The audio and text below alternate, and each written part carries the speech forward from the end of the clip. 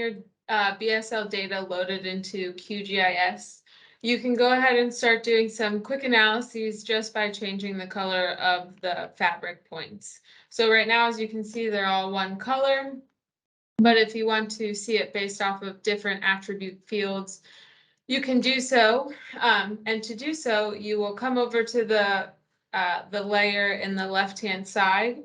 You'll right click on that layer, choose properties.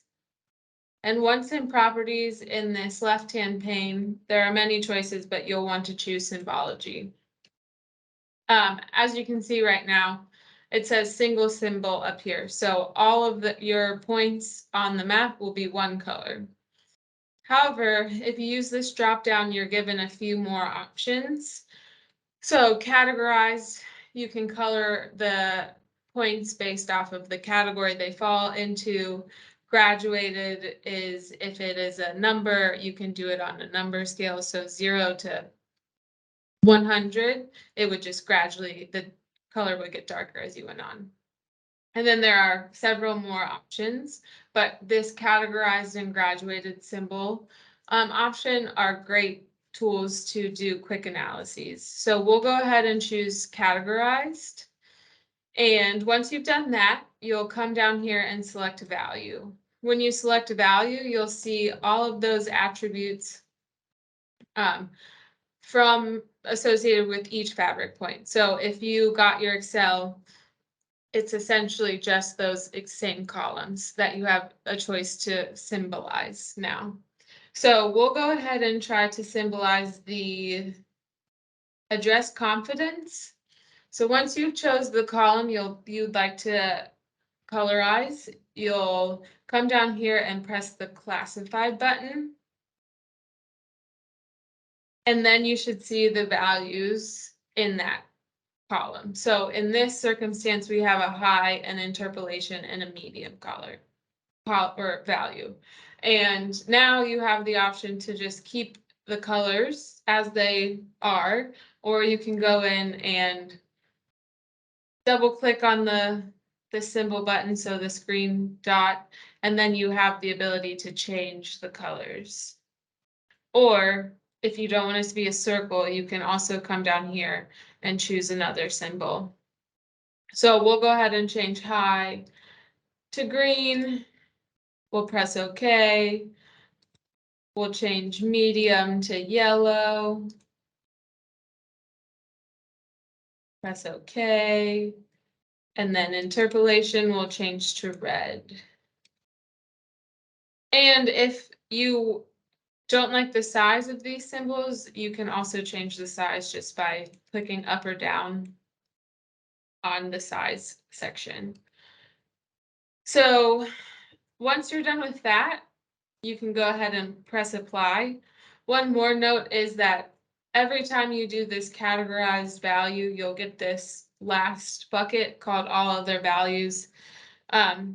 Typically there aren't any with the BSL and this column specifically, you won't have any, so you can toggle that on and off if you don't want to see those values. So we'll go ahead and click apply.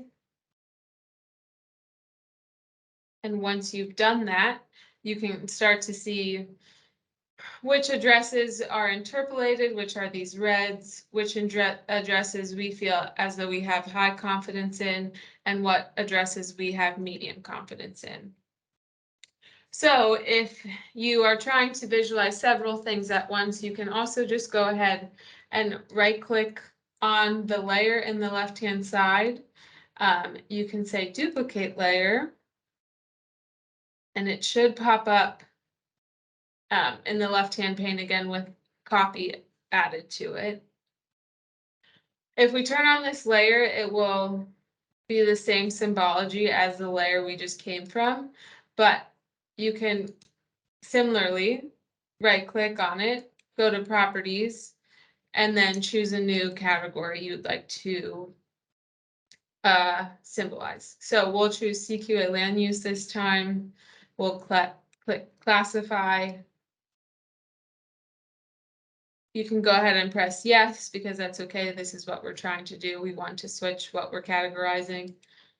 And then you'll see all of the buckets in CQA land use. This time I'll just go ahead and accept the colors as they are, and I'll press apply. But because this is the second layer in this list, it's actually below this first layer. So if you want to see that, you'll just toggle on and off those layers.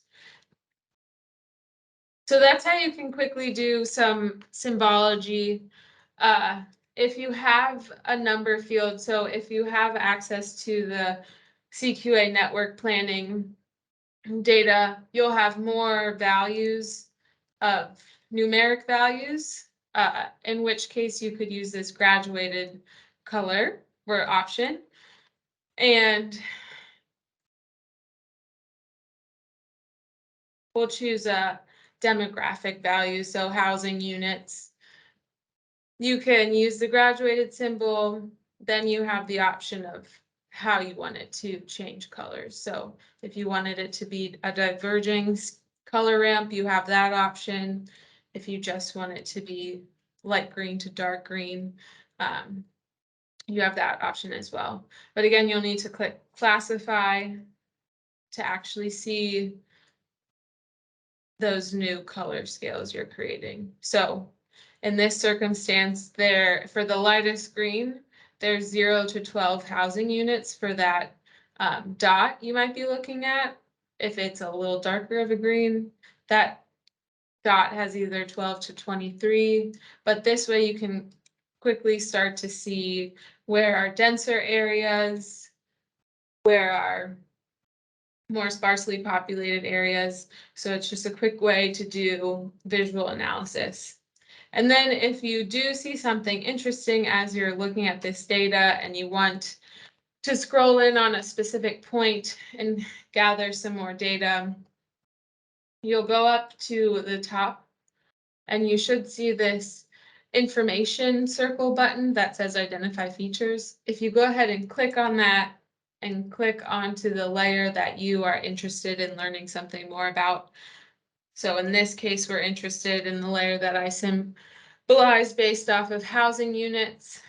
I can then click on a feature from that layer, and there should be a little pop-up in the right-hand side. And from there, then you can see all of those attributes that are in your CSV file for that particular record. So fabric key, whether it's active or inactive, so whether it needs service or it doesn't, county FIPS, block FIPS, and then the list will line up with what you see in the CSV file. So that's how you can maybe identify a spot that you're more interested in and then zoom in and learn a little bit more about the fabric point.